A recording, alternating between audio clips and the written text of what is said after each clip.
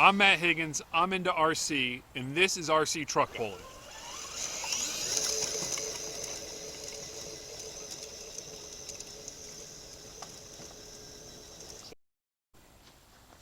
The three trucks I'm using today are an Axial Basecamp K10 that's relatively stock. Those are the stock tires mounted on Endura steel wheels. Has a stock motor, and the truck doesn't have any added weight. It is running 3S. Now most pulling classes for the crawler type trucks, meaning the crawler class and the work stock class, you'll use a 2S pack, and I did on some runs just to show the difference, but these trucks mostly ran 3S today. The next one is a SEX-10-3 kit, JLU. It is a little bit modified. No added brass weight, but it does have Proline tires and a complete brushless system in it. The third vehicle is a custom build. It's a Basecamp that has Capra axles on it. It has a lot of weight. This thing weighs right in at 8 pounds, which is the maximum amount of weight a vehicle could weigh for the crawler class in truck pulling.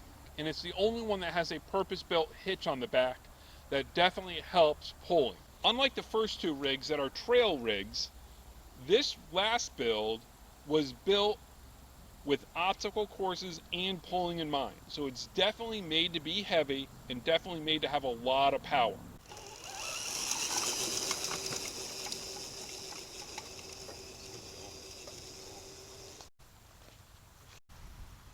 Here I switch into the high gear on the SEX-10-3 2-speed transmission. What a difference.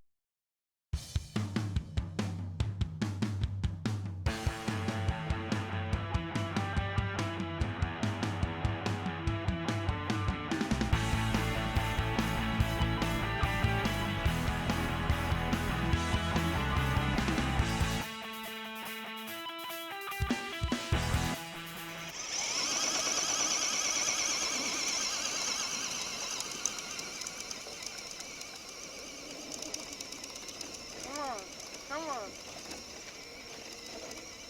It's got more in it. The sled I'm using is from HackFab.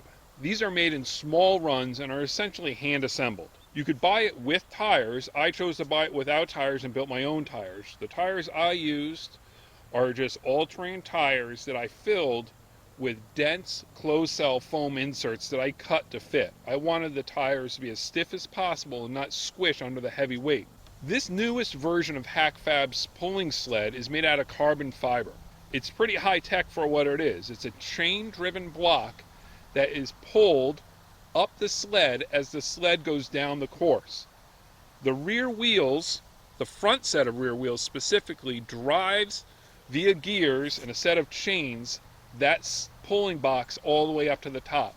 It's designed to max out, hit full weight on the front of the sled before it gets to the 30-foot full pull. In addition to the carbon fiber, the HackFab sled is made out of stamped aluminum pieces, machined aluminum, and steel parts. The chain is steel and everything is very heavy duty. The weight box is approximately 8 inches by 8 inches and can hold a lot of weight. How much weight you'll need depends on the class you're pulling with and generally the type of track you're pulling on. On a carpet track where the sled moves with ease without a lot of friction on that front skid, and the truck has a lot of traction that's pulling, you'll need to add a lot of weight. On a loose backyard track like I have, we were pulling and not able to get a full pull at 30 feet with just 15 pounds of weight. Again, how much weight you'll need depends a lot on the track you're pulling on and the class you're pulling with. The difference between a pulling sled like this and pulling dead weight is that the weight in the weight box is transferred up the sled as it goes down the track. As it moves up the sled, it gets harder and harder, but it's putting more force on that front skid. These front wheels are what's hooked up to drive that weight box. So as they spin, that weight box travels up the sled. In back, you can see the short length of chain that is connected to the front drive axle, and then the long chain that goes all the way up the sled. It's hard to see, but there's actually two sets of short chains that connect the front drive axle to the main chain that pulls the box up the sled. When I ordered my sled, I opted for the optional front polycarbonate shield. This keeps a large amount of the dirt out of the inner workings of the sled. The chain and hook are included, and like I said, you can order it with optional tires. I just opted to use my own tires. Anything from these scale tires, or a lot of guys use short course truck tires, the thing to keep in mind is the height of the tires actually impacts the gearing and how fast that sled box moves up the sled. The taller the tires are, the faster that box will move, which will make it harder to get a full pull. When the weight box is all the way to the front of the sled, all that weight is pushing down on that skid. The Hack Fab sled is expensive, but you definitely get what you pay for. My track is this loose dirt, but you could find clubs pulling on carpet, clay tracks, or compacted dirt tracks. My backyard track is very different than what you'll see at a sanctioned pulling event, but it's made to the proper dimension. So the pulling surface is 30 feet. From start line to finish line, it's 30 feet.